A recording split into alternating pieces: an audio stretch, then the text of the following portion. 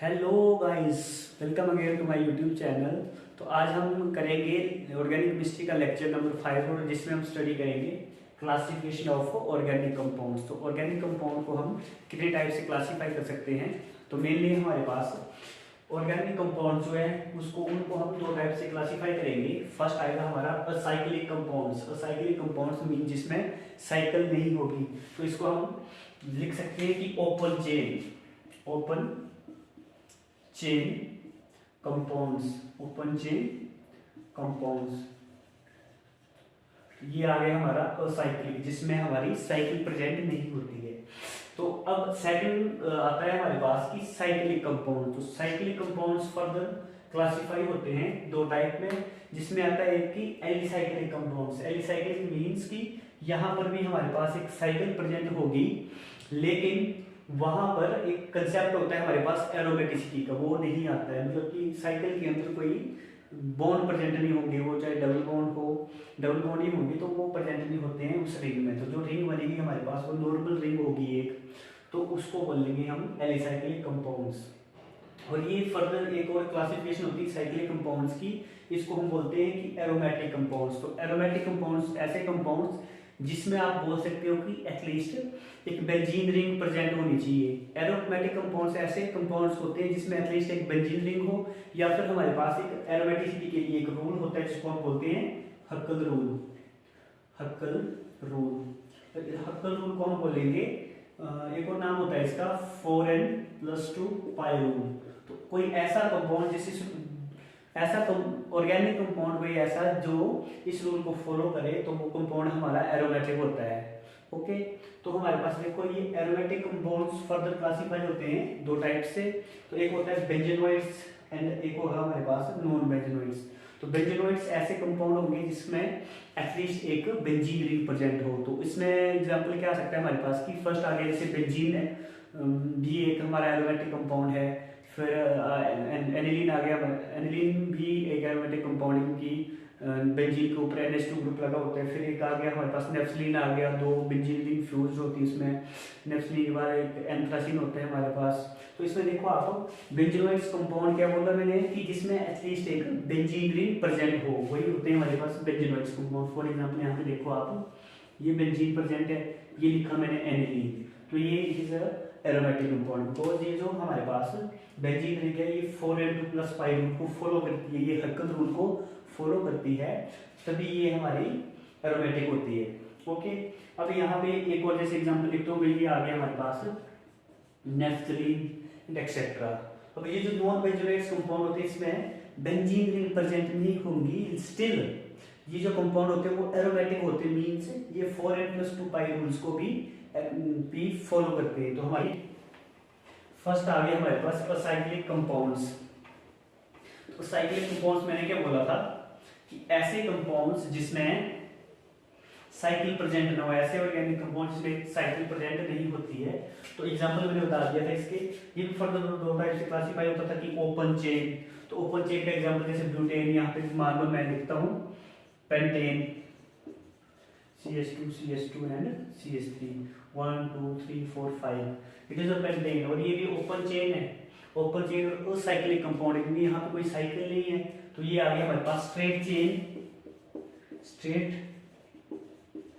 Chain molecule का एक example है। ठीक है, तो यहाँ पे ब्रांचिंग, मतलब हमारे पास ब्रांचिंग भी यहाँ पे हो सकती है। तो ब्रांचिंग मॉलिक्यूल का एग्जांपल देखो आप, जैसे यहाँ पे मैं लिखता हूँ कुछ इस टाइप का स्ट्रक्चर। तो इसमें देखो CH3 H2, यहाँ पे एक ही हाइड्रोजन आएगा। ये आ गया हमारे पास 1 2 3 4 आइसोपेंटेन, जिसको हम बोल सकते हैं आइसोपेंटेन। अब इसको फर्दर में इसकी फर्दर ब्रांचिंग करूँ तो इसका बन सकता है हमारे पास एक इस टाइप का मॉलिक्यूल बन जाएगा, जिसमें कि 1 2 3 4 5 कार्बन टोटल होने चाहिए हमारे पास। तो 1 2 3 4 5। ओके, तो इसको बोल देते हैं हम नियो पेंटेन बोल देते हैं। ये आइसोमर्स में भी हम यहाँ पे स्टडी करेंगे इसको। तो ऐसे कंपाउंड हमारे पास अगर प्रेजेंट होंगे जिसमें कि ब्रांचिंग होगी, यहाँ पे देखो ये यहाँ पे ये जो कार्बन है, ये वाला कार्बन यहाँ पे एज ए ब्रांच एग्जिस्ट कर रहा है, तो यहाँ पर भी हमारे पास दो कार्बन जो ब्रांचिंग में पार्टिसिपेट कर रहे हैं, तो ऐसे कंपाउंड को बोल देते हैं हम कि ये ब्रांचिंग ऑर्गेनिक मॉलिक्यूल है। ओके, तो ये असाइक्लिक कंपाउंड हमारे यहाँ पे खत्म होते हैं जिसमें साइकिल्स प्रेजेंट नहीं होती है। अब नेक्स्ट वन है हमारे पास साइक्लिक कंपाउंड। तो साइक्लिक कंपाउंड्स जो हैं ये दो टाइप से क्लासिफाई करते थे हमारे पास, एक का आते हैं हमारे पास alicyclic compounds, alicyclic compounds, alicyclic compound. तो एलिसाइक्लिक कंपाउंड ऐसे कंपाउंड होते हैं जिसमें कि साइक्लिक प्रेजेंट होता है। ये फर्दर दो टाइप से क्लासिफाई होते हैं हमारे पास जो एलिसाइक्लिक कंपाउंड्स होते हैं। एक तो होंगे यहाँ पे होमोसाइक्लिक, होमोसाइक्लिक कंपाउंड्स, और एक होगा हमारे पास हेट्रोसाइक्लिक कंपाउंड्स, हेट्रोसाइक्लिक कंपाउंड्स।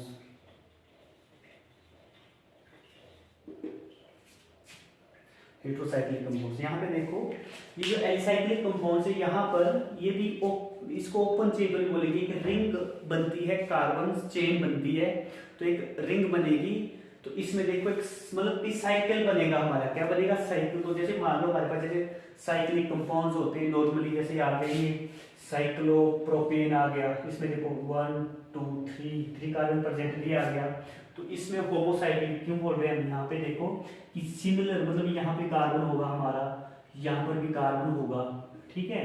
तो तीनों ये जो पूरी रिंग है हमारे पास, ये जो साइकिल है इसमें मतलब वन टाइप ऑफ एक ही टाइप के एटम प्रेजेंट है यहाँ पे, ये कार्बन का ही बन रहा है, तभी हम बोल रहे हैं इसको ये होमोसाइक्लिक। जैसे एक और एग्जांपल लिखता हूँ, जैसे ब्यूटेन लिखता हूँ मैं, साइक्लोब्यूटेन बोलेंगे इसको, साइक्लोप्रोपेन साइक्लोब्यूटेन आ गया। अब इसमें भी हमारे पास एक ही टाइप के एटम्स प्रेजेंट है, मींस कि ये एक ही टाइप के एलिमेंट्स एटम से बनेगी। जैसे यहाँ पे भी कार्बन, यहाँ पे भी कार्बन है, यहाँ पे भी कार्बन, तो एक टाइप के ही एलिमेंट यहाँ पे प्रेजेंट है। अब मैं एक और लिखता हूँ साइक्लोपेंटेन, इस टाइप का स्ट्रक्चर होता है इसका। तो इसमें देखो 5 कार्बन होंगे, 1 2 3 4 एंड 5। तो ये भी एक ही टाइप के एटम से ही मिलके बनी, तो इसको बोल देंगे हम साइक्लोपेंटेन। होमोसाइक्लिक का मतलब होता है कि सेम टाइप के अगर एटम से मिलके बना है तो उसको हम बोल देते हैं होमोसाइक्लिक कंपाउंड्स। ओके, तो नेक्स्ट है हमारे पास हेट्रोसाइक्लिक कंपाउंड। अब हेट्रोसाइक्लिक कंपाउंड ये ऐसे कंपाउंड होते हैं, साइकिल तो हमारे पास बन जाएगा लेकिन वहां पर हेट्रोसाइक्लिक मतलब कि कोई अदर देन कार्बन एटम, जैसे कोई इलेक्ट्रोनेगेटिव एटम आ जाएगा। यहाँ पे मैं एक एग्जांपल देता हूँ, जैसे मेरे पास है ये कंपाउंड, तो इसका नाम होता है टेट्राहाइड्रोफ्लोरेन बोलते हैं इसको, टेट्राहाइड्रोफ्लोरेन। अब इस कंपाउंड में देखो आप, इसमें क्या है, इसको क्यों मैं हेट्रोसाइक्लिक बोल रहा हूँ। देखो साइकिल तो है हमारे यहाँ पे साइकिल बनती है, एक रिंग बन रही है, लेकिन यहाँ पर ये एक इलेक्ट्रोनेगेटिव एलिमेंट आ गया, ऑक्सीजन यहाँ पे ऐड आ रहा है। यहाँ पे देखो ये कार्बन है, ये 4 कार्बन प्रेजेंट है यहाँ पर, ठीक है। तो 4 कार्बन के साथ साथ यहाँ पर हमारा एक ऑक्सीजन भी प्रेजेंट है, जो कि एक हेट्रोसाइक्लिक मींस डिफरेंट है ये कार्बन से। तो तभी हम बोलते हैं कि हेट्रोसाइक्लिक कंपाउंड्स, मतलब इस ऐसे कंपाउंड्स में हमारे पास कार्बन के साथ साथ कोई अदर इलेक्ट्रोनेगेटिव एलिमेंट भी पाया जाता है रिंग में, तो बोलेंगे हम इसको हेट्रोसाइक्लिक कंपाउंड्स। ओके, तो ये तो आ गया हमारे पास एलिसाइक्लिक कंपाउंड्स। अब नेक्स्ट आ गया हमारे पास एक होता है हमारे पास एरोमेटिक कंपाउंड। तो एरोमेटिक कंपाउंड्स में मैंने बोला था आपको एरोमेटिक कंपाउंड्स, तो ऐसे कंपाउंड्स को हम एरोमेटिक बोलते हैं कि जो कि एक हक्कल रूल होता है हमारे पास, हक्कल रूल।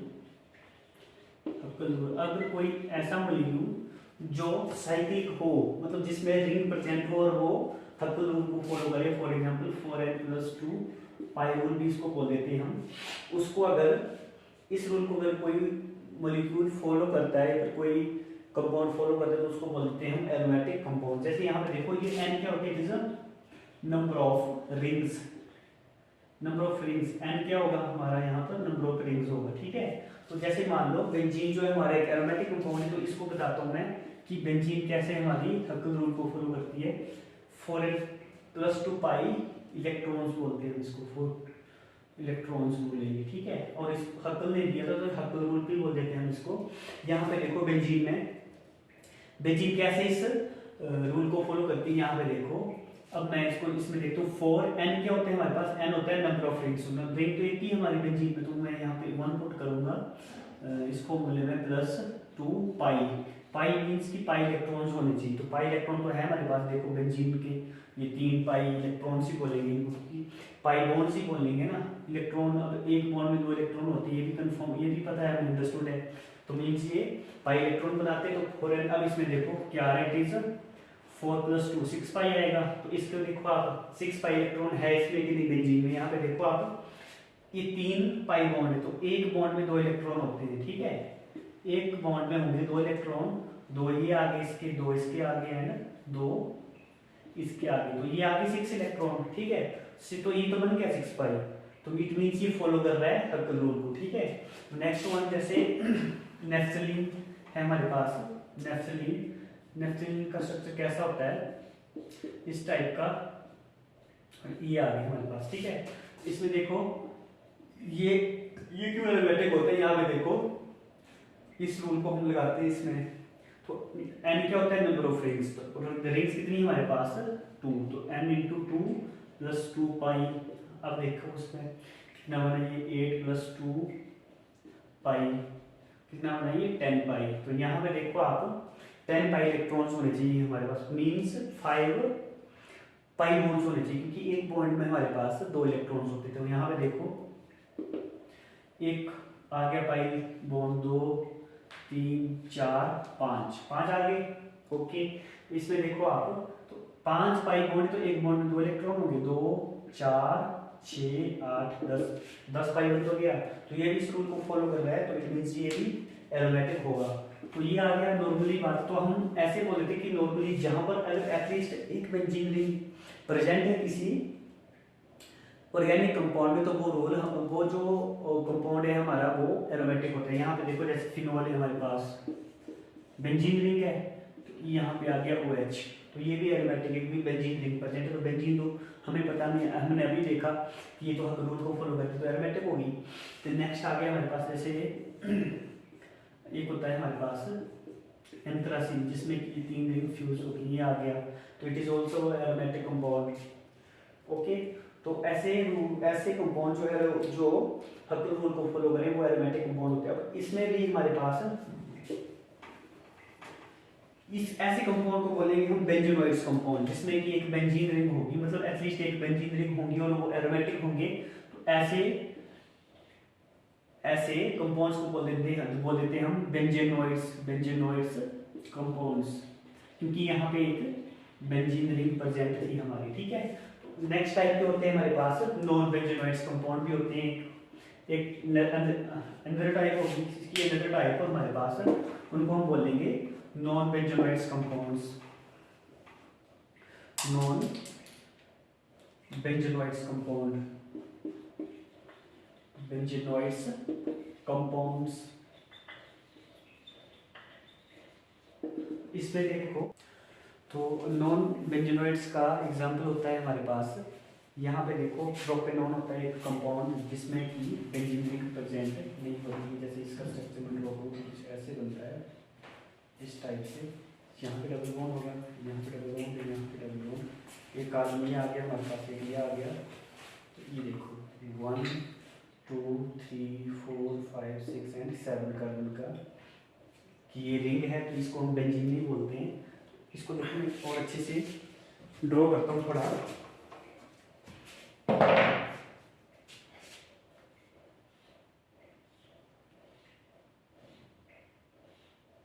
हाँ, ये थोड़ा अच्छा बना है, ये आ गया। तो इसका नाम होता है प्रोपेनॉन बोलते हैं इसको, प्रोपेनॉन।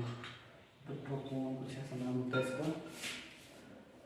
प्रोपोन ही होता है, प्रोपोन।